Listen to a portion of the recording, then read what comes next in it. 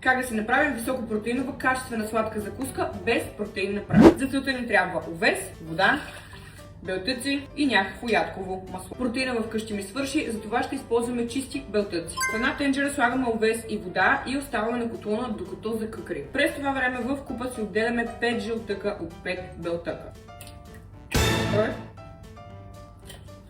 О, мамка му. 2. Не забравяйте, че колкото повече вода сложите, толкова по-набъбно ще ви стане овес и ще ви е по-тежко. Така че ако сте в процес на покачване на мускулна маса, ви съветвам да слагате по-малко вода, а ако кътвате, ви съветвам да сложите повече водичка, за да може да набъбне и да седи повече време в корема. Две много важни съставки, които ще добавя докато къкре на котлона, са сол и стевия. Солта задължително я слагам при всяко едно мое хранене, а пък стевието вкусява белтъците, тъй като нямаме протеин на прах.